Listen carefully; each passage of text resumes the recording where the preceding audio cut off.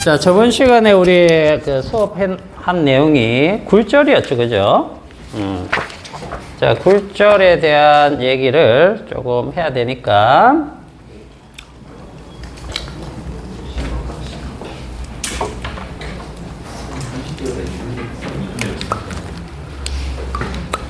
자, 1번 한번 보세요, 1번.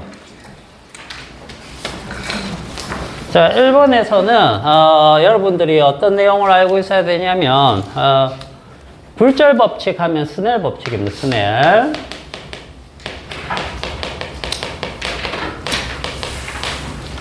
스넬의 법칙은 예를 들어서 이런 겁니다.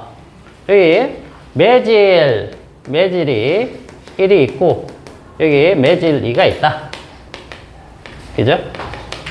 얘 굴절률이 N1, 얘 굴절률이 N2라고 했을 때, 자, 법선, 경계면에 수직으로 세운 가상의 선, 요거 법선이라고 하죠.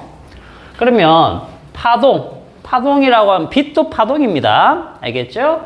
자, 그래서 이게 이렇게 쭉 왔을 때, 이걸 이제 입사광선, 이렇게 생각하죠. 입사광선. 그러면 요 각이 항상 법선과 이루는 각도를 우리는 이름을 붙여요. 그래서 이게 입사각. 자, 그러면 여기에서 빛이 어떻게 되죠? 빛이 전부 다 꺾인다. 맞나요? 어떻게 되죠? 일부 반사하죠. 일부 반사입니다. 여기 반사광선. 요게 반사각입니다. 반사각. 그리고 일부는 어떻게 되죠? 꺾여 들어갑니다. 자, 꺾여 들어갈 때 원래는 이렇게 가야 되겠지만 매질의 속도에 따라서 꺾이는 방향이 달라질 수 있다는 거죠. 여기 1번 구역과 2번 구역으로 나눴을 때 만약에 무조건 이렇게 갑니까? 아니죠. 이 둘의 관계에 의해서 결정이 돼요. 알겠어요? 먼저 요때 V1, 요거 V2라고 가정했을 때 V1이 V2보다 크게 되면 어느 쪽으로 꺾인다? 어느 쪽으로 꺾이죠? 2번 쪽으로 이렇게 꺾이는 겁니다. 알겠어요?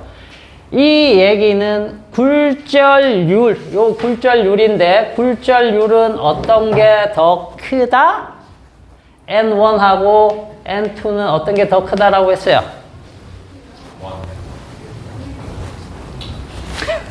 스넬의 법칙 기억 안 나는구만, 이 사람들이.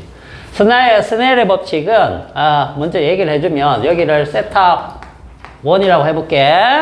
요렇게 꺾였을 때 요게 세타 2라고 가정을 하면 스넬의 법칙은 딴 게 아니고 사인 각의 비율이 일정하다라는 거예요. 요 관계가 어떻게 일정하냐? 요게 V1, V2하고도 관계가 있고 그 다음 파장하고도 관계가 있지요. 그죠? 요거하고도 관계가 있고 그 다음 굴절률, 꺾이는 정도 요거하고도 관계가 있는데 얘는 어떻게 되더라? 이렇게 되더라. 이게 스넬의 법칙이었어요. 그래서 요거 일단 요 형태를 기억하고 여기에서 어떤 게 속도가 빠른지, 속도가 빠르다라는 것은 굴절률이 어떻게 되는지, 굴절률이 이렇게 된 거예요. 알겠죠? 이런 것들을 정리를 잘 하셔야 됩니다. 알겠죠? 저번 시간에 이거 유도하는 것까지 했는데 유도는 몰라도 돼.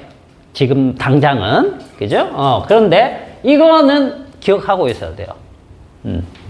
이건 기억하고 있어야 돼. 이 관계를. 이게 스넬의 법칙이라는 거. 그래서 지금 보시면 얘네들 관계에서 지금 층이 나눠져 있잖아. 자, 여기가 공기. 여기 매질 1, 여기 2, 여기 다시 공기. 이렇게 돼 있는데, 자, 법선이 이렇게 주어져 있고, 여기가 이제 60도 이렇게 돼 있습니다. 60도, 60도. 근데 여기서 이렇게 됐는데, 여기에 몇 도? 30도, 30도. 그 다음에 여기에서 다시 이렇게 꺾였는데, 여기 각이 45도. 이렇게 나왔다는 거죠. 그러면 각도만 봐도 어디가 속도가 빠르다? 공기하고 1번 중에 어떤 게 빠르다? 어떤 게 빨라? 요 각도 보면 되죠. 알겠어요? 입사각, 굴절각이요. 입사각, 굴절각. 이게 입사각, 굴절각. 이렇게 생각하시면 돼요. 알겠죠? 당연히 이게 사인 값은 숫자가 크면 크죠? 그죠? 숫자가 크면 큰 값인데 그게 바로 요 속력과 비례관계예요. 이게 빠르다. 이게 느리다. 됐죠? 그 다음에 여기에서도 이 각이 입사각이 얼마입니까? 이 굴절각이면 이 입사각 30이죠? 왜? 이쪽 법선과 이쪽 법선은 평행하니까. 그죠? 그러면 얘랑 얘는 같은 크기죠? 이 입사각이 30, 굴절각이 45. 그러면 밑에 게 더 빠르네. 이렇게 되는 거죠. 여기까지 이해가나? 그래서 우리가 순서를 잡을 수 있다는 거죠. 그죠? 그래서 자, 빛의 속력을 비교해라. 그러면 뭐 누가 제일 빨라? 공기. 그 다음이 2번 매질. 그 다음에 1번 매질. 이렇게 순서가 되는 거죠. 1번 답이 그렇게 되는 겁니다. 대체로 많이 맞췄어요, 이거는. 요건 감으로 충분히 할 수 있는 그랬던 것 같아. 자, 그 다음에 2번 문제 보시면 공기에 대한 매질 1의 굴절률을 쓰시오. 수업 안 들은 사람은 당연히 이건 모르는 겁니다. 자, 공기에 대한 1이죠. 1의 굴절률. 굴절률 기호는 우리가 n으로 표현합니다. n. 자, n. 그죠? n 쓰고, 그 다음에 뭐뭐에 대한 무엇 이렇게 되면 요게 먼저 오면 됩니다. 공기. 그 다음 요게 1 이렇게. 1에 대한 2의 굴절률 하면 어떻게 되는 겁니까? 1에 대한 2의 굴절률 이렇게 표현하면 돼요. 알겠죠? 자, 그러면 요거는 이제 어떻게 표현하느냐 하면, 자, 앞에 게 분모로 가면 됩니다. 무엇에 대한 거니까. 알겠죠? 그래서 공기에 대한 1의 굴절률 이렇게 표현하면 되겠죠. 요거 1에 대한 2의 굴절률 어떻게 표현하면 되는 거야? n1분의 n2 이렇게 이렇게 표현하면 됩니다. 자, 이 표현 방식을 일단 알았다라고 하면 지금 이거 구해야 되는 거죠. 이거 구해야 되는 건데 이거 그러면 이걸 이용을 해서 요거 이용하면 되겠죠. 그죠? 자, 요 위에 올라갈 게 뭡니까? 지금 공기하고 1에 대한 거니까 얘랑 얘 관계에서요. 자, 얘랑 얘는 사인각하고 반비례 관계죠. 그죠? 공기가 밑에 있으니까 여기 요 각이 사인 60도가 여기 올라오면 돼요. 그죠? 사인 60도. 자, 그러면 여기가 세타 2가 되는 거니까, 요게 요 각 관계입니다. 그래서 사인 30도. 요 구하시면 되는 거야. 한빈이 이거 계산 못하지? 이렇게 적어 놓고. 까먹었나? 왜 계산했지? 여기까지 적고 답을 못 구해. 여기 2번하고 4번 가정이 똑같아요. 알겠어요? 4번 답도 아니 직각 삼각 형태가 똑같아요. 형태가. 각은 다르지만. 알겠죠? 자, 그래서 이게 얼마입니까? 요게 밑에가 2분의 1. 위에가 2분의 루트 3. 자, 그러니까 얼마? 루트 3.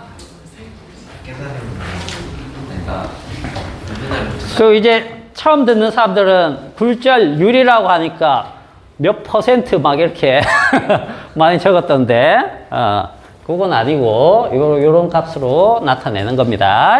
알겠죠? 진공을 갖다가 우리가 굴절율을 얼마로 봅니까? 1이라고 봤을 때. 알겠죠?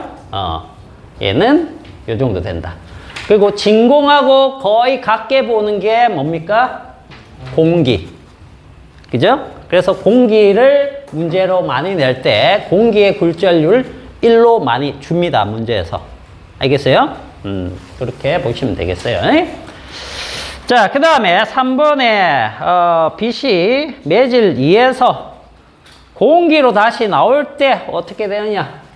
여기 나올 때 딱 봐도 몇 도로 나올 것 같니? 60도로 나올 것 같죠? 근데 잘못 이렇게 가서 꺾이고 이렇게 나오는데, 자, 요것도 한번 봅시다. 왜 이렇게 되는지.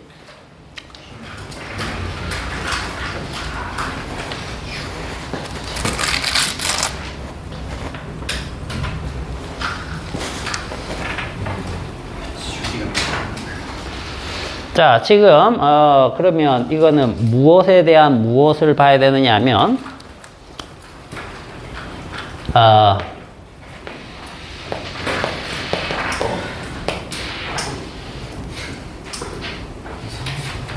공기에 대한 이해 굴절율.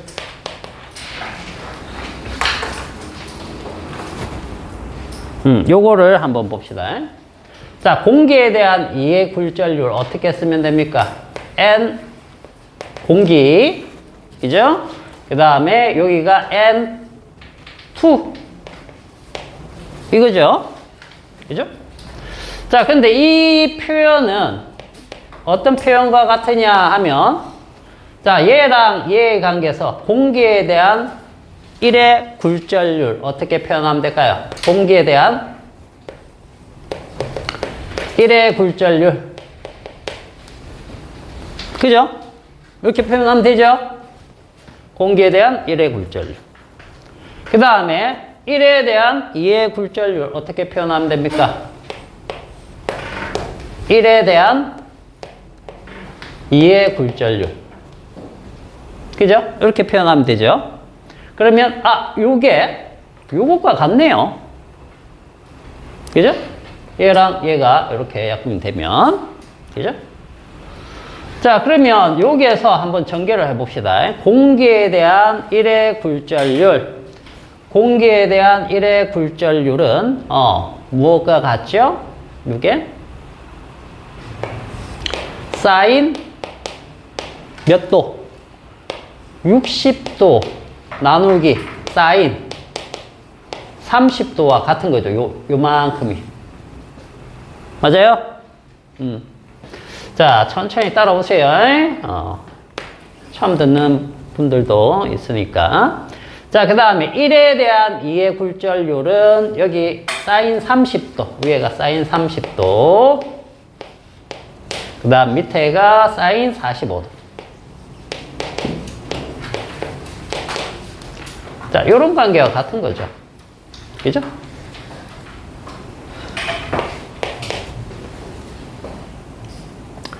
그렇다면 결국 이건 뭡니까? 사인 45도 하고 사인 60도가 돼야 된다는 얘기인데, 자, 보세요.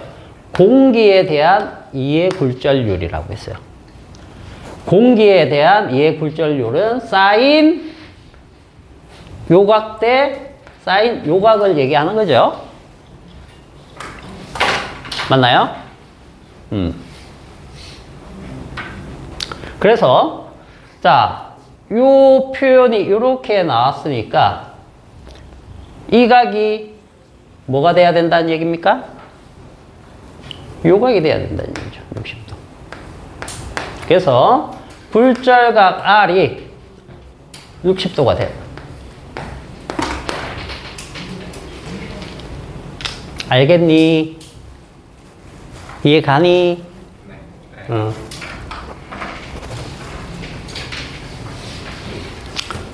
공기랑 이 각이 반비례 관계입니다. 그래서 공기 쪽 각도가 60도가 돼야 되는 거야.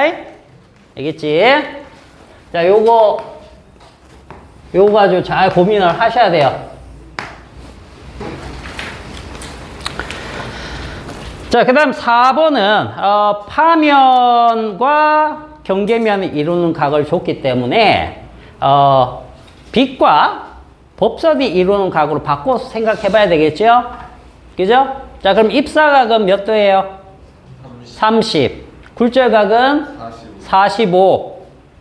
알겠죠? 그렇게 되면은 n1분의 n2. 자, n1분의 n2. n1분의 n2. 1에 대한 2의 굴절률. 그러면은 어떻게 되죠? 사인 30도. 사인 45도. 요거 계산하면 되는 거야. 알겠죠? 얼마입니까? 루트 2분의 1. 그죠? 그러면 유리하면 2분의 루트 2. 그죠?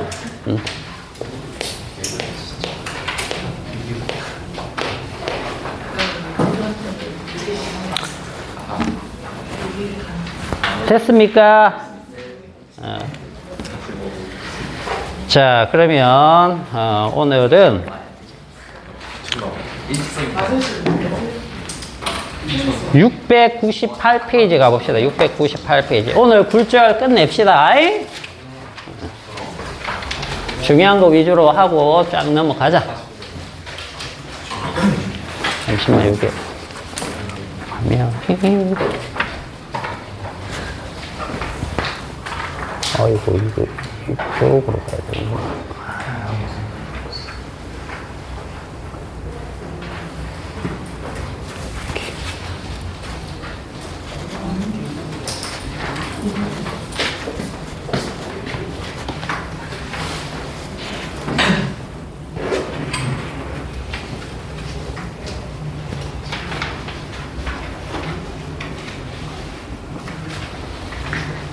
자, 저번 시간에 스넬의 법칙 해가지고 방금 했던 요게 있었죠. 사인 세타 1, 사인 세타 2.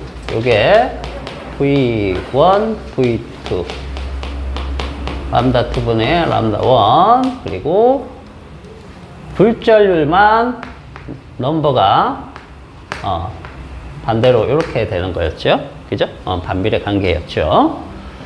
자, 이렇게 돼서 우리가 이걸 이렇게 보통 표현합니다.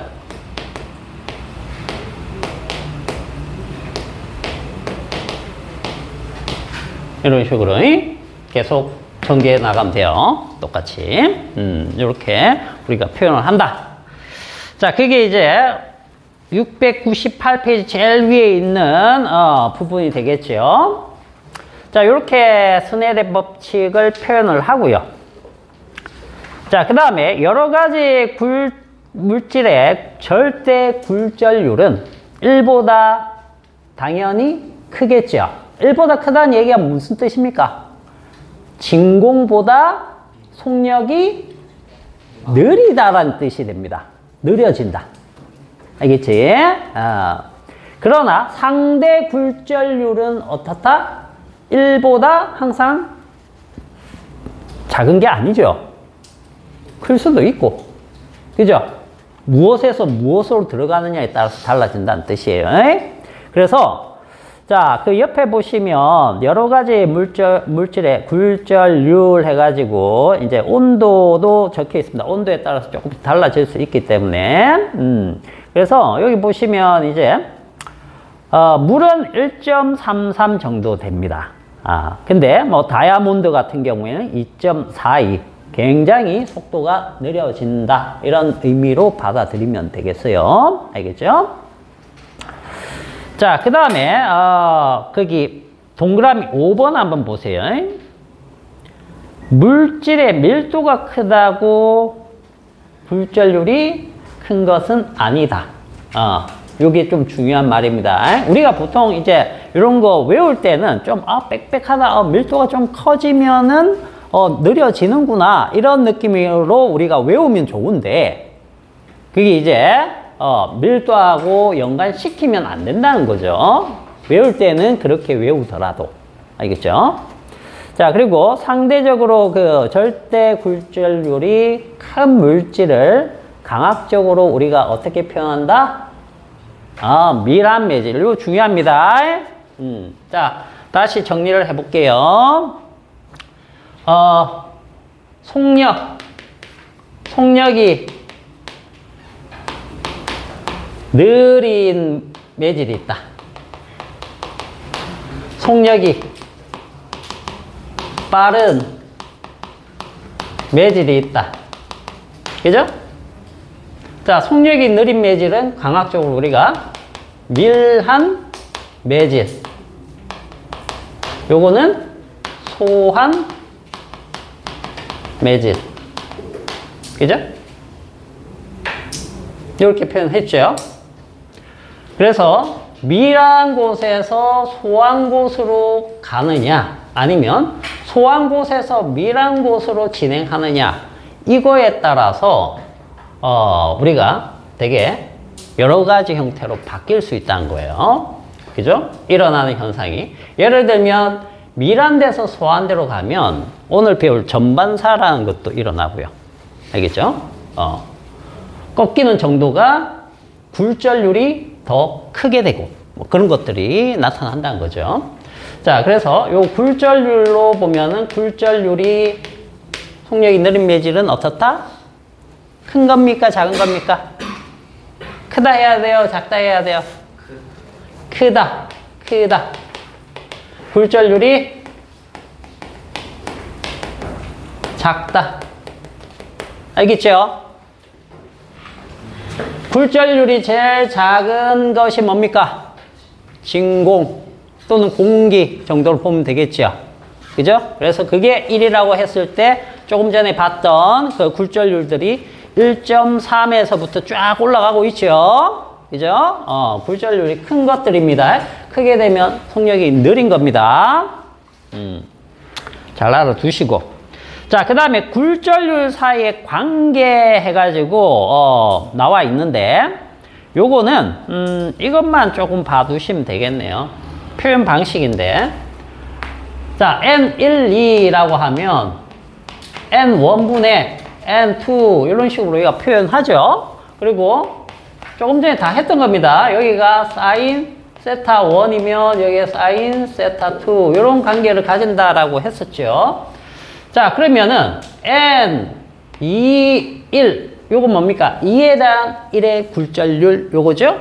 요거는 요것과 같습니다. N, 1에 대한 2의 굴절률 분의 1 요거가 같아진다. 알겠죠? 그래서 이 번호가 바뀌면 역수관계가 있구나. 요렇게 이해를 해 두시면 돼요. 별거 없어요. 별거 없어. 그래서 굴절률 사이의 관계 그거 한번 볼게요. 거기 N1, 2, 그 다음 N2, 3, 그 다음 N3, 1 이런 식으로 해서 여러 개의 매질의 층이 나란하게 있을 때 그죠? 거기를 굴절을 막 해 나가죠. 우리 그 퀵 테스트 1번처럼 그죠?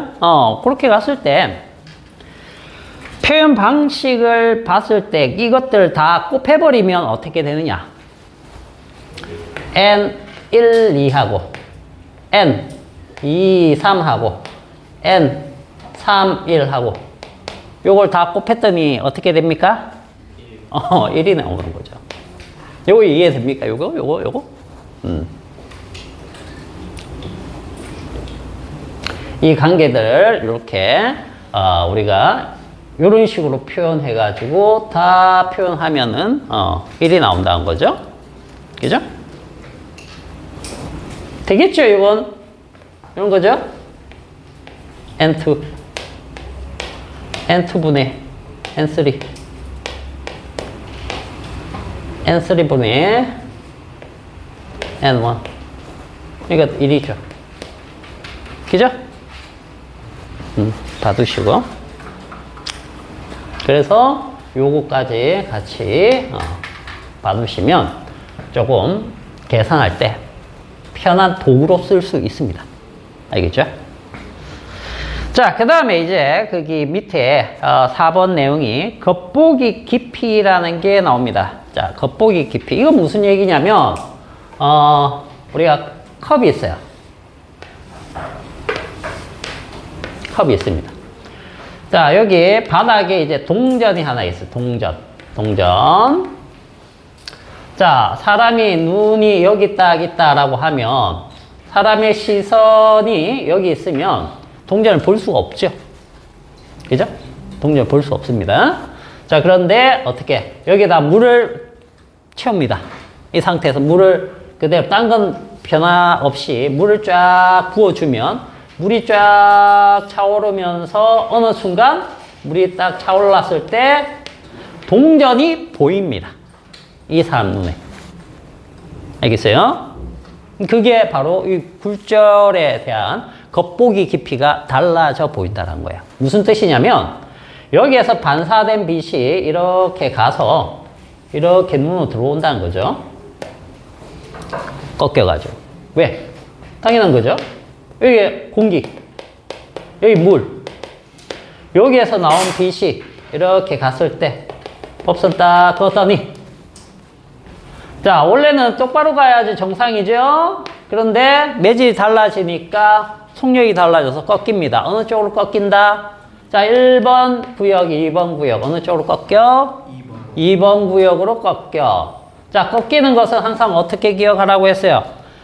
느린 매질 쪽으로 꺾입니다. 꺾일 때는 굴절은 느린 매질 쪽으로 또는 미란 매질 쪽으로 또는 굴절률이 큰 매질 쪽으로. 알겠어요? 여기를 경계로 했을 때 위쪽과 아래쪽이 생기는데 경계면으로 봤을 때 위쪽과 아래쪽. 아래쪽이 미란 매질이죠. 그래서 여기에서 미란 매질은 요 2번 구역이 되는 겁니다. 자, 이렇게 꺾인다. 자, 근데 이쪽에 이제 눈이 있단 말이지. 근데 눈은 빛을 이렇게 보지를 않아요. 눈은 어떻게 보는 겁니까? 무조건 자기랑 일직선상에 있다라고 보는 거예요. 그렇기 때문에 물체가 여기 있으면 어디에서 보인다? 여기에서 보인다. 떠 보인다는 얘기. 떠 보인다. 그래서 어떻습니까? 저 수영장 갔어. 수영장 보니까 얕아 보여. 얕아 보여서 들어갔더니 어떻게 돼요? 어이구야, 이거 뭐야? 엄청 깊어. 왜? 바닥이 떠올라 보이는 거야. 무슨 말인지 알겠습니까? 잡을 수 있었는데 놓쳤죠? 물고기 잡을 때 어떻게 잡습니까? 물고기. 자, 여기 사람이 작사를 던진다. 물고기가 어떻게 보여? 떠 보여. 그래서 보이는 위치보다 좀 아래를 향해서 던져야 돼. 오케이? 이렇게 하는 거야. 레이저 총으로 물고기를 잡는다. 어떻게 해야 돼? 보이는 곳에다 쏘면 돼요. 그러면 레이저가 알아서 꺾여서 들어갑니다. 그렇잖아. 그래서 레이저로 잡느냐, 빛이 아닌, 파동이 아닌 입자로 잡느냐, 요거에 따라 달라지겠죠? 그죠? 그래서 이 겉보기 깊이가 어떻게 달라지는지 한번 간단하게 유도해보고 결과만 우리가 쓰자. 결과만 쓰자.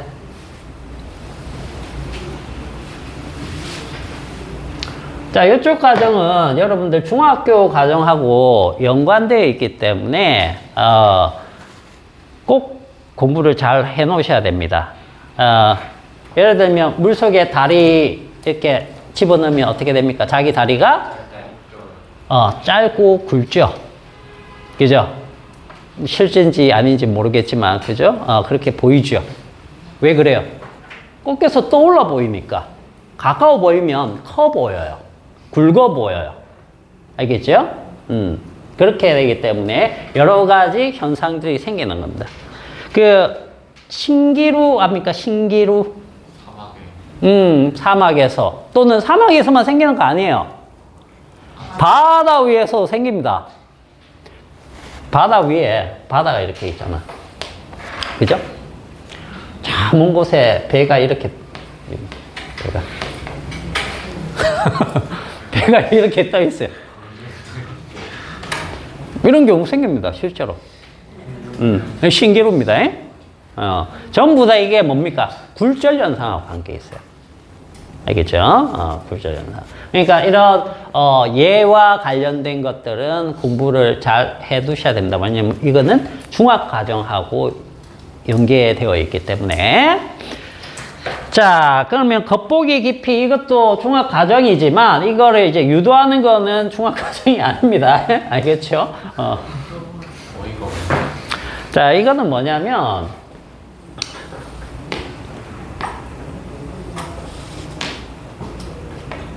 두 개를 한번 그려볼게요. 제일 밑에 있는 그림을 보시면 되겠습니다.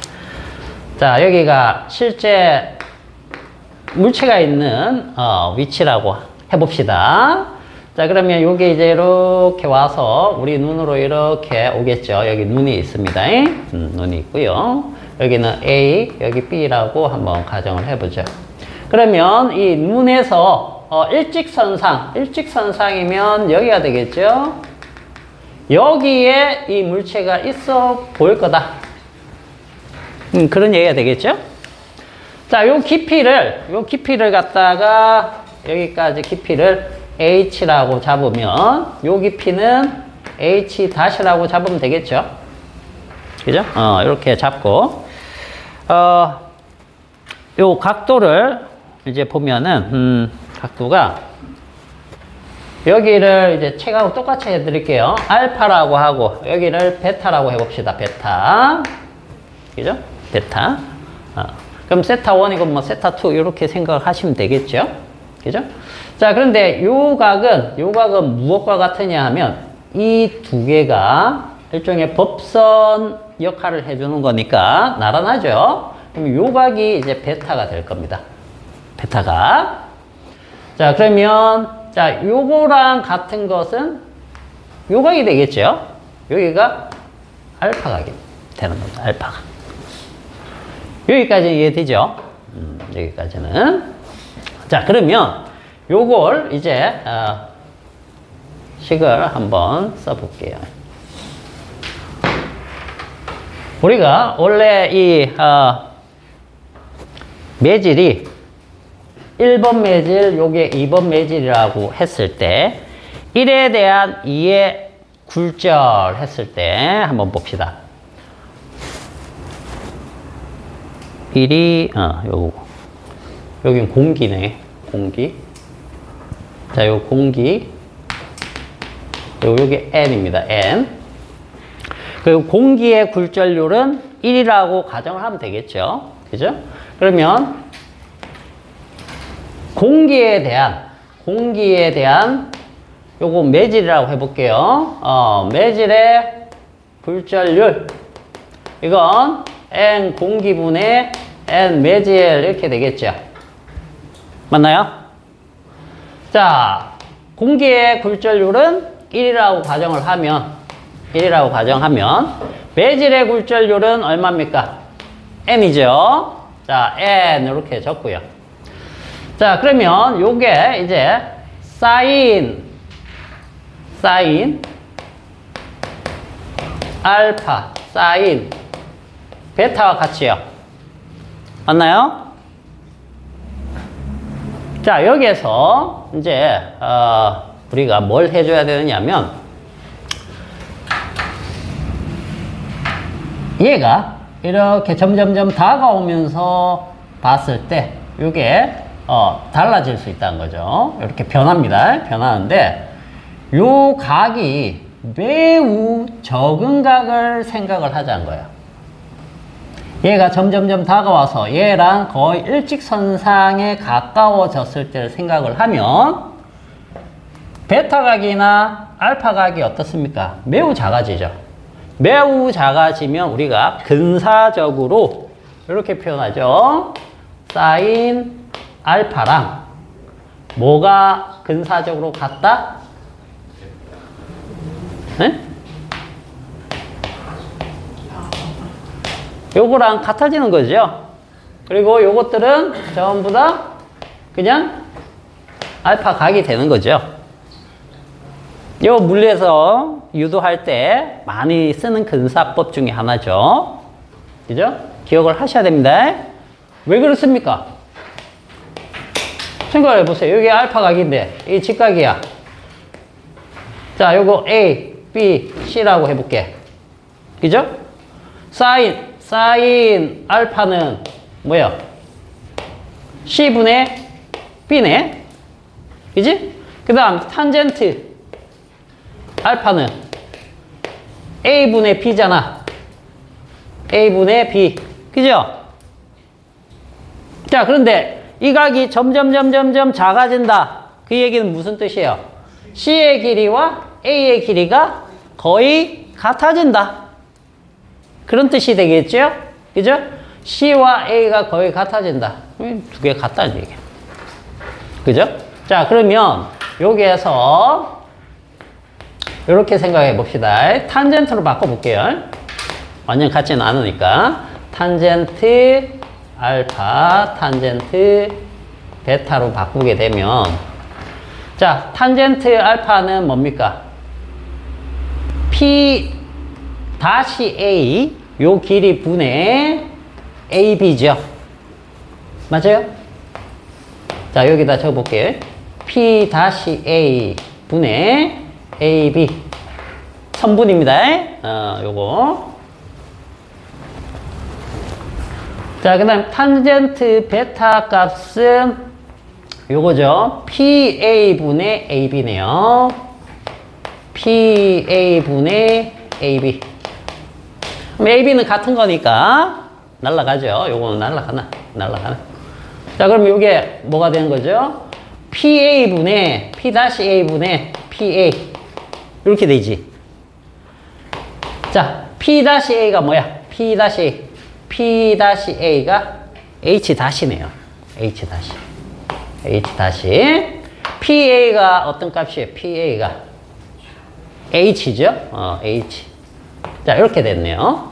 결국 요거가 같네요. 그죠? 그럼 우리가 알고 싶은 건 뭡니까? 이게 실제 깊이면 이게 겉보기 깊이에요. 그죠? 그래서 겉보기 깊이 H 다시는 무엇과 같다? 얘랑 얘가 같아야 되는 거니까 M분의 H와 같네요. 그죠? 여기 나왔죠? 그러면 뭐만 알면 됩니까? 요게 만약에 10cm야. 그죠? 그럼 굴절률이 1.5야. 그럼 1.5분의 10cm 하면 된다는 얘기죠. 그러면 겉보기 깊이를 우리가 알 수가 있다. 이해갑니까? 그 얘기예요. 그러면 이걸 조금 더 일반화해보면 어떻게 될까? 요거는 공기하고 매질, 요거 굴절률이 1일 때를 가정했는데, 그냥 1, 2로 넘버링을 붙여가지고, N, 1, 2. 자, 요거는 N1에 대해서 N2. 그죠? 요게 무엇과 같다? H 다시 분의 H. 그죠? 그러면 H 다시는 결국 N2분의 N1H. 이런 식으로 되겠네요. 또는, 이렇게 표현 되겠지요? 자, 요거를, 이렇게 해도 됩니까?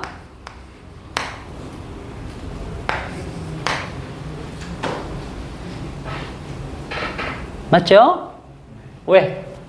요만큼이 요게 N2에 대한 1의 굴절률이잖아.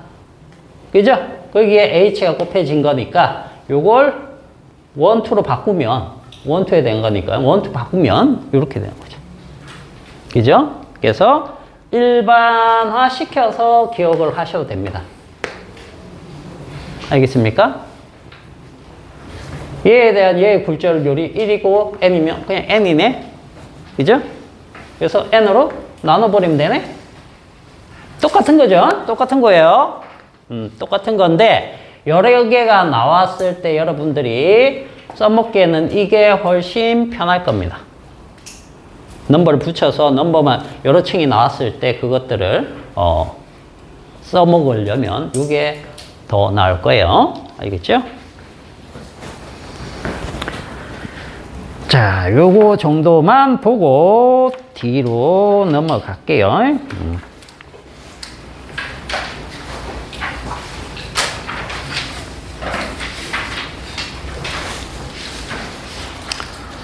자, 그 다음에 그 700페이지에서는, 내용은 하지 않을 거고, 거기 밑줄 하나만 그었고 넘어갑시다.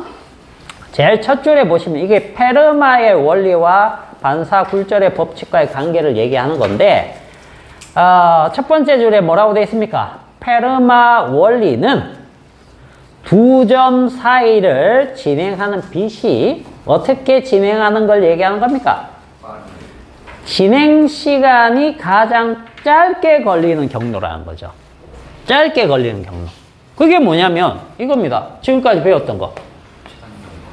자, 여기에서 이렇게 왔을 때 이렇게 꺾였죠? 보통 공기, 물 이렇게 하면. 그죠? 그러면 여기 A 지점하고 B 지점이 있을 때 최단 경로는 어떤 겁니까? 최단 경로는 이 직선거리죠?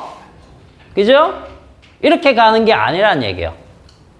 가장 짧게 가는 경로를 택한다. 짧게 가는 경로는 여기가 빠른 곳이고 여기가 느린 곳이다. 자, 여기가 육지고 여기가 물이라고 쳤을 때 사람이 빠지면 최단 직선으로 가야 되겠다 해갖고 급한 마음에 이렇게 가면은 애 죽어요. 꼴까닥 합니다. 그죠? 시간이 오래 걸려서. 어떻게? 제일 빠른 곳으로 최대한 많이 간 다음에 느린 쪽 수용하면 속력이 느려지니까 수용을 짧게 하는 거리로 간다는 거죠. 그죠? 그렇다고 여기까지 간 다음에 이렇게 가면은 오히려 시간이 더 걸린다는 뜻이에요. 그걸 빛은 기가 막히게 알고 간다는 뜻입니다. 무슨 말인지 알겠습니까? 그게 페르마의 원리예요. 그 내용만 아시고 넘어가시면 되겠습니다. 자, 그 다음에 701쪽 가보세요. 전반사 나옵니다. 전반사. 전반사는 생활에서도 굉장히 많이 쓰이기 때문에 여러분들 잘 알아두셔야 되겠습니다. 전반사는 이름에서 벌써 딱 나오죠. 빛이 경계가 달라지는 곳으로 갈 때는 어떻게 간다라고 했어요? 일부 반사를 한다고 했어요. 그리고 일부 굴절을 한다라고 했어요. 이렇게 하는데 굴절하는 거 없이 전부 다 반사하려면 어떻게 돼야 되느냐 이런 거예요. 알겠죠? 그게 조건이 있다는 거예요. 공기에서 물로 들어갈 때는 절대로 전반사가 일어나지 않습니다. 알겠죠? 반대로 물에서 공기로 갈 때는 나타날 수 있다. 그래서 자, 아까 물은 강학적으로 어떠한 매질이라고 했어요? 밀한 매질. 그 다음에 공기는 강학적으로 물에 대해서 소한 매질. 그렇죠? 그래서 전반사는 밀한 매질에서 소한 매질로 갈 때만 전반사가 일어날 가능성이 있다. 반대로 소한 매질에서 밀한 매질로 갈 때는 전반사 일어나지 않는다. 절대로. 자, 그러면 이렇게 한번 보죠.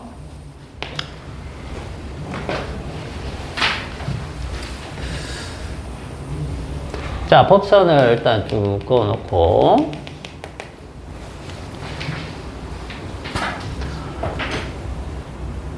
자, 여기에서 빛을 이제 이렇게 비춥니다. 이렇게 비추면 이게 이제 입사광선이 되겠죠. 그러면 이렇게 굴절을 이렇게 됐을 때 느린 쪽으로 가면은 이렇게 될 겁니다. 여기가 물, 여기 공기 이렇게 잡으면 여기 되죠. 자, 이때도 일부는 굴절했지만 일부는 어떻게 하고 있습니까? 이렇게 반사를 하게 되어 있어요. 일부는 반사하게 되어 있다는 거죠. 자, 그런데 밀합 매질에서 소합 매질로 가면 반드시 어떻게 되느냐면 이게 입사각이고 이게 굴절각이라고 봐야 되겠죠. 그죠? 입사각보다 굴절각이 항상 커요. 그죠? 그러면 이거는 이미 우리 스넬의 법칙에서 이 둘 간의 굴절률이 정해지면 딱 꺾여 있는 상태가 그대로입니다. 유지가 되어 있어요. 그러면 입사각을 크게 하면 굴절각도 어떻게 된다? 커지는 관계에 있다는 얘기예요. 이렇게 꺾임이 유지가 되면서. 무슨 말인지 알겠어요? 그래서 이렇게 되어 있으면 입사각을 크게 한다. 그럼 굴절각도 점점 커지는 겁니다. 그러다가 자, 입사각을 갖다가 이렇게 키웠더니 이 정도까지 크게 했더니 이만큼 크게 했더니 굴절각이 어떻게 되냐? 자, 요렇게 딱 보냈더니 굴절각이 같이 커지면서 결국 90도가 되는 경우까지 갈 수 있다는 거죠. 그죠? 여기 90도가 되고 굴절각이 90도. 그래서 굴절각이 90도일 때 여기 입사각 있죠? 입사각을 우리가 뭐라고 부른다? 임계각이라고 불러요. 그리고 임계각은 기호로 보통 입사각은 I죠? 거기에다가 이렇게 C를 붙여서 기호를 많이 씁니다. IC 하면은 욕 아니고 임계각입니다. 임계라는 것은 무슨 뜻이에요? 임계. 경계에 임한다. 그 경계에 들어간다. 어떤 경계가 되는 걸 임계라고 한다고 생각하면 돼요. 알겠죠? 그래서 임계량, 임계각, 임계온도 뭐 이런 것들이 되는 거예요. 여기서 임계각이. 자, 그러면 임계각보다 크게 되면 어떻게 되죠? 굴절각은 이제 없는 거예요. 전부 다 반사를 하게 된 거예요. 자, 여기에서 자, 요게 IC보다 크다. 큰 세타각이 됐다. 그죠? 그러면 어떻게 된다? 얘가 요 각하고 똑같은 크기로 다 반사를 하는 거예요. 굴절은 없습니다. 뭔 말인지 알겠니? 그럼 이걸 이용을 하면 굉장히 많은 활용 분야가 생기는 거예요. 여러분들 요즘 게임 많이 하죠? 게임 하면은 굉장히 고사양 게임들 하죠? 네. 이거 없으면 고사양 게임 못 합니다. 왜? 우리는 지금 거의 광통신을 하고 있죠. 그죠? 광통신 뭡니까? 굉장히 빠르죠? 이 광통신을 통해서 우리가 다량의 정보를 주고받기 때문에 그런 고사양 게임도 가능합니다. 그 양이, 주고받는 양이 엄청나잖아요. 초당. 그죠? 그것부터 해가지고, 저기 뭡니까? 내시경 받아본 사람 있나? 없죠? 아직 없죠. 나이가 어느 정도 돼야지 건강검진 같은 거 받든지 아니면 뭐 아파서 받는 경우는 있습니다. 그죠? 내시경은 안 해봤어. 내시경 어떻게 되는 겁니까? 몸속으로 간이 꾸불꾸불꾸불 막 들어가죠. 근데 그 꾸불꾸불한 간을 통해서 영상이 들어옵니다. 신경계만 해봤어. 어떻게? 전반사를 통해서. 알겠어요? 전반사를 통해서 들어오는 거야. 간이 이렇게 돼 있는 거야. 쉽게 생각하면 간이 이렇게 돼 있으면 피복이 이렇게 있겠죠? 자, 여기하고 여기 중에 굴절율이 어디가 클까요? 1번하고 2번 중에. 2번이 굴절율이 큰 물질로 되어 있어야지만 전반사가 이렇게 일어난다는 얘기예요. 알겠어요? 그래서 빛을 딱 쏴주면은 그 빛이 그대로 가갖고 밝게 비춰주겠죠. 그죠? 그러면 그 반사된 빛이 또 통로를 통해서 그대로 돌아오겠죠. 그걸 영상화하는 게 내시경입니다. 내시경. 그러니까 관이 막 휘어져도 상관없다는 거죠. 그 관 따라서 빛이 갔다가 돌아온다는 얘기예요. 자, 이거 말고도 선생님 어릴 때 그 리드 중에 그 처음에 보고 저게 들어있어? 라고 한 게 있습니다. 주인공이 레이저로 되어 있는 그 어떤 통로를 지나가야 되는데 자기가 가지고 있는 거는 망원경과 이제 담배가 있었어요. 담배 이불로 자기가 안 피우는데 들고 간 거야. 그래서 담배 연기를 피우고 그러면은 빛이 보이죠. 그죠? 빛의 경로가 보입니다. 레이저가. 근데 망원경을 부시더니 그 안에서 뭘 꺼내느냐?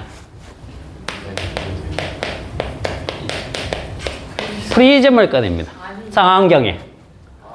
쌍안경에 프리즘 들어간 거 알고 있는 사람? 없죠? 선생님도 처음에 그걸 보고 상당히 놀랐어요. 저게 들어있어? 그걸 이용을 해가지고 전반사 시켜서 레이저 강원을 레이저를 받아 쳐가지고 깨버립니다. 그게 우리 책에 나와요. 자, 제일 밑에 한번 보세요. 제일 밑에. 제일 밑에 보시면 나오는 내용인데, 이게 뭐냐면 프리즘이 삼각형 모양으로 생겼죠. 그죠? 그래서 쌍안경에 먼저 요 얘기부터 조금 해주고 갈게요. 쌍안경이 이렇게 생겼다라고 하면 이런 형태로 생겼다. 그죠? 여기 눈 대고 보는 데죠. 빛이 이렇게 오면은 빛이 이렇게 와야 된다는 얘기예요. 빛이. 그죠? 쌍안경이 이런데 눈도 이렇게 벌어질 수는 없잖아. 왜 눈 간격이 요만큼인데. 그죠? 그래서 렌즈가 이렇게 큰데. 맞잖아요. 여기가, 저기 책에 보듯이 이렇게 돼 있다는 거죠.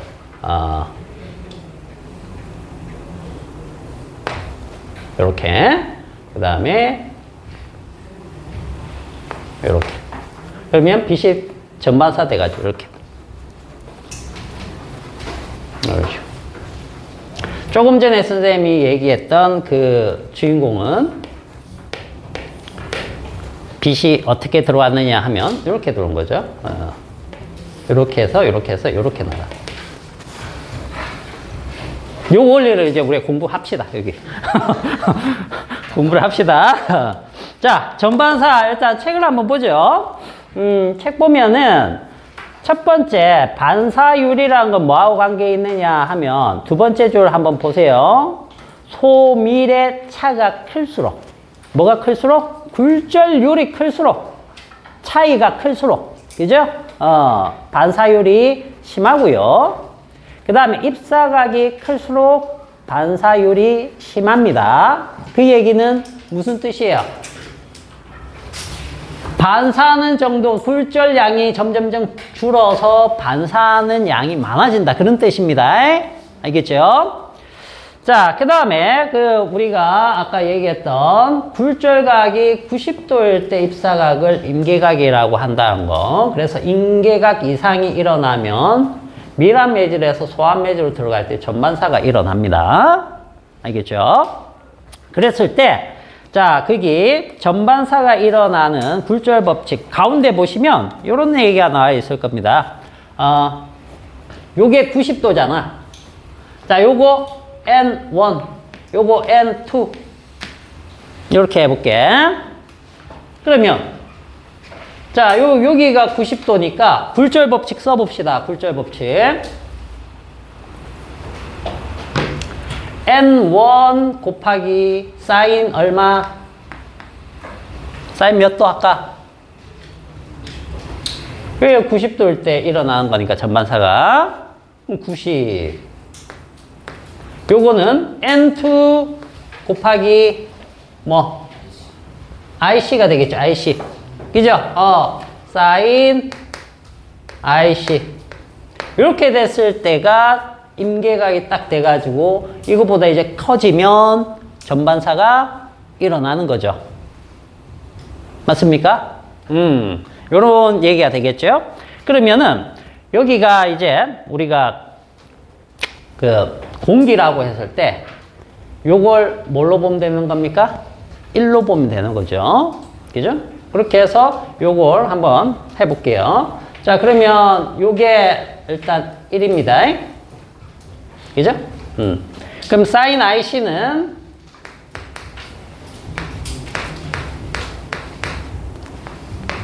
N2분의 N1이네요. 그죠? 맞죠? 네. 자, N1은 공기의 굴절률이기 때문에 1이라고 생각을 하고, 그 다음에 N2가 N이라고 치면 N분의 1 이렇게 나온다는 거죠. 그게 이제 우리 책에 유도되어 있는 요 값을 얘기하는 거예요. 요 값을. 그러면 봐봐. 물의 굴절률이 얼마냐면 물의 굴절률이 대략 1.33이에요. 그죠? 이걸 각도로 바꿔봤더니 IC가 얼마냐? 한 49도 가까이 나온다. 자, 유리의 굴절률이 1.52인데 1.5 뭐 이렇게 잡아가지고 계산을 해봤더니 IC 값이 얼마 나와 있어요? 42도. 42도 이렇게 나오더라. 그러면 프리즘 보세요. 프리즘. 프리즘은 여기가 90도고 여기 45도, 45도죠. 그죠? 이렇게 됐을 때 빛이 이렇게 들어오면 45도로 들어오면 어떻게 돼요? 45도로 이렇게 나가겠죠? 그죠? 자, 여기가 유리입니다. 여기가 뭐예요? 공기죠. 자, 입사각이 몇 도예요? 45도로 들어오는 거죠? 45도면 유리의 임계각은 42도인데 42도보다 크죠? 그러면 뭐가 되는 겁니까? 전반사가 일어난다는 얘기예요. 여기서 굴절이 안 일어난다는 얘기예요. 여기서 온 빛이 전부 다 이쪽으로 반사가 되는 거예요. 그럼 여기에서도 어떻습니까? 똑같은 일이 벌어지겠죠. 그렇게 해서 그대로 나가는 거예요. 무슨 말인지 알겠습니까? 이렇게 나갈 수도 있고 방향을 틀게 나갈 수도 있다는 거죠. 방향 트는 거는 아까 어떻게 잡았습니까? 자, 요렇게 잡았을 때 방향 틀 때는 여기서 이렇게 가가지고 이렇게 나오는 거죠. 그죠? 이 쌍안경에서는 이런 원리를 쓴 거고. 그죠? 아까 선생님 드라마 주인공에서는 이런 원리를 이용해서 광원을 다시 부셔버리는 뭐 그런 소재로 쓰이기도 했고 그런 겁니다. 자, 그래서 프리즘이 왜 저렇게 반사를 시킬 수 있는지 알아놓으세요. 프리즘은 그냥 유리로 되어 있는 겁니다. 그죠? 투명한 물체로 되어 있는 겁니다. 자, 그 다음에 702페이지로 한번 가보세요. 702페이지.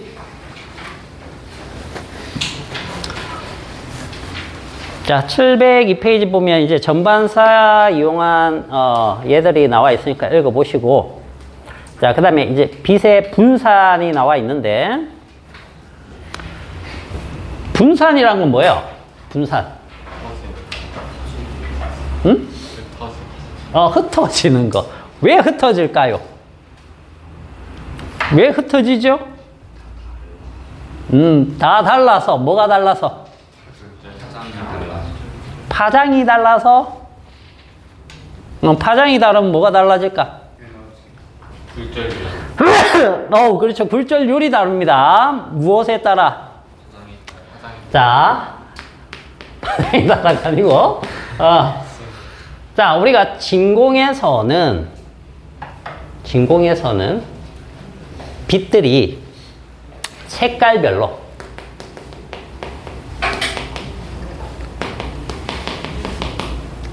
속력이 어떨까요? 진공에서.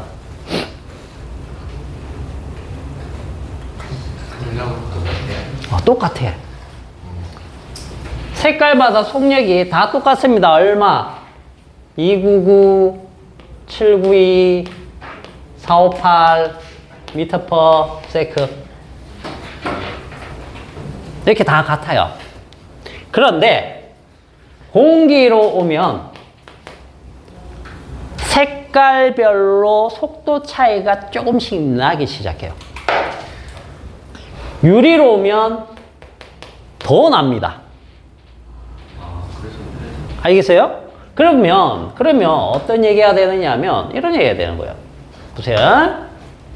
방금 우리가 썼던 프리즘 있죠? 뭐 프리즘 이렇게 있는데, 프리즘도 종류가 있습니다. 뭐 직각 프리즘부터 해갖고 여러 가지 있습니다. 근데 여기 이제 빛이 이렇게 들어왔어. 그죠? 이렇게. 근데 유리로 딱 들어가니까 어떻게 되느냐 하면 색깔은 우리가 뭘로 나눠놨느냐 하면 빛의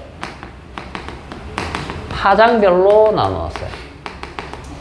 파장이 다르다라는 것은 색깔이 다르다 이렇게 생각을 하시고, 요것들이 조금씩 꺾임이 다르더란 얘기야. 파장이 길면 어떨까요? 파장이 길면 빠를까 느릴까? 그거부터 생각해봐. 느리다. 파장은 이건데? 빨라요. 파장 이렇게 가는 거하고 같은 시간 동안 이렇게 가는 거하고 같은 시간 동안 이렇게 가는 거하고 누가 빨라? 파장이 긴 게 빨라. 그죠? 그럼 빠르면은 느린 거하고 봤을 때 빠르면은 굴절률이 작고 느리면 굴절률이 크잖아. 그럼 느린 애가 많이 꺾이네. 느린 애가 무슨 색깔일까? 땡. 보라색. 보라색 쪽이에요. 그래서 빨간색이 있죠. 보라색이 있죠. 자, 무지개 그릴 때 어떻게 그려야 돼? 어디가 빨간색 그려야 돼? 안쪽이었나? 어디였지? 무지개 안 그리고. 알겠어요? 그건 이제 물방울에 이게 물방울이 반사시키고 굴절시키고 해서 분산을 시키는 겁니다. 그걸 우리가 보는 거기 때문에. 알겠어요? 그래서 여러분들이 분무기 같은 걸로 만들 수 있잖아. 무지개. 무지개를 만들려면 어떻게 해야 됩니까? 분무기를 어느 쪽으로 뿌려야지 무지개 보여요? 해 쪽으로 안 보입니다. 그러면 해를 등지고 뿌려야 돼요. 알겠어요? 그러면 무지개가 쫙 나타납니다. 그래서 실패했다. 자, 그래서 이렇게 해서 빛이 쫙 퍼져 나온 걸 우리가 뭐라 부른다? 스펙트럼. 스펙트럼은 엄청 중요한 내용이에요. 알겠어요? 스펙트럼 모르고서는 말을 할 수 없는 것들이 엄청 많습니다. 특히 별, 천문학은 스펙트럼 가지고 다 얘기하는 거고 양자역학으로 들어가는 그 관문도 스펙트럼이에요. 알겠어요? 그렇기 때문에 스펙트럼은 사실상 과학에서 굉장히 중요한 역할을 한 분야입니다. 분광학이라고도 해요. 알겠죠? 분광학이라고도 합니다.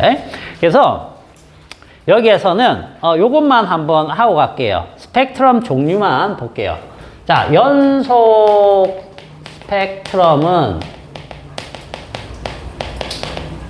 스펙트럼은 고온의 물체가 내는 겁니다. 고온의 물체가 빛을 냈을 때 프리즘을 통과시키면 여기에서 이렇게 띠가 나오겠죠? 띠가 나올 겁니다. 띠가 어떤 띠가 나온다? 무지개 띠가 나옵니다. 이걸 연속 스펙트럼이라고 해요. 알겠죠? 그 다음에 우리 책에서는 선 스펙트럼과 흡수 스펙트럼 이렇게 구분을 해놨는데 이 선 스펙트럼 옆에다가 이렇게 적어보세요. 방출 스펙트럼. 그래서 흡수 스펙트럼하고 방출을 합쳐서 선 스펙트럼 이렇게도 부르고요. 알겠죠? 방출을 선, 요거를 흡수 이렇게 따로 부르기도 합니다. 어쨌든 그 용어의 차이니까 선 스펙트럼에다가 일단 방출이라고 적어 보세요. 자, 그리고 요거 한번 봅시다. 고온에서 낸 빛이 저온의 기체를 통과를 합니다. 저온의 기체. 그럼 저온의 기체가 가지고 있는 그 원자들의 전자들이 있을 거야. 그 전자들이 에너지 준위를 이렇게 바꿉니다. 에너지를 받으면. 알겠어요? 그래서 전자가 흡수한 만큼 에너지가 빠진 상태로 이 빛이 나와요. 요 빛을 프리즘으로 통과시키면 원래는 어떻게 나와야지 정상이냐 하면 무지개 빛으로 나와야 정상이죠. 그죠? 무지개 띠로 나와야 되는데 거기에서 얘가 빼먹은 선만 까만색 선이 나타난 겁니다. 까만색 선이 나타난 거예요. 까만색 선. 이런 식으로. 그래서 이거 무지개에서 까만색 선이 똑똑똑 빠져가지고 얘가 흡수를 했다 해서 흡수 스펙트럼 이렇게 얘기합니다. 흡수 스펙트럼. 자, 그러면 얘가 이제 뭐가 된 거예요? 얘가 고온의 기체가 된 거죠. 그죠? 에너지를 흡수했으니까. 그러면 이 고온의 기체가 다시 원래 안정한 상태 저온의 기체로 이렇게 되돌아갈 때 빛을 내놓습니다. 빛을 내놓게 되면은 이 빛을 다시 프리즘을 통과시키겠죠.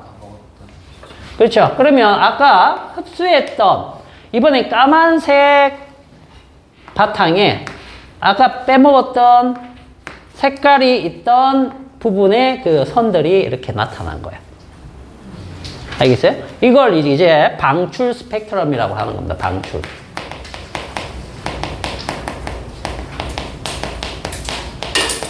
그래서 이 방출 스펙트럼을 우리가 여기에서는 선으로 나타나니까 선 스펙트럼 이렇게 따로 불러준 것 뿐이고 보통은 이제 얘도 선이고 얘도 선으로 나오잖아.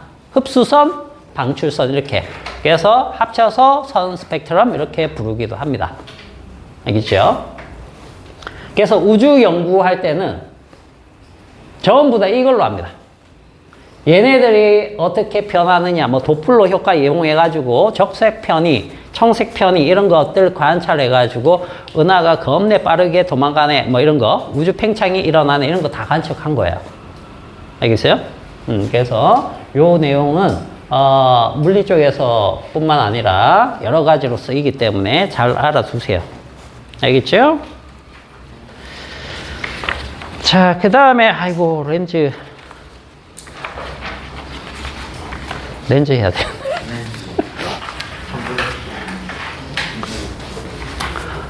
다음 시간에 렌즈를 합시다. 렌즈는 짤막하게 할게요. 왜냐하면 우리가 거울에서 작도도 다 하고 했기 때문에 렌즈는 짤막하게 작도하는 거 하고 렌즈 공식 같은 거 좀 보고 바로 넘어갈게. 알겠죠? 자, 수고. 좀 쉬세요.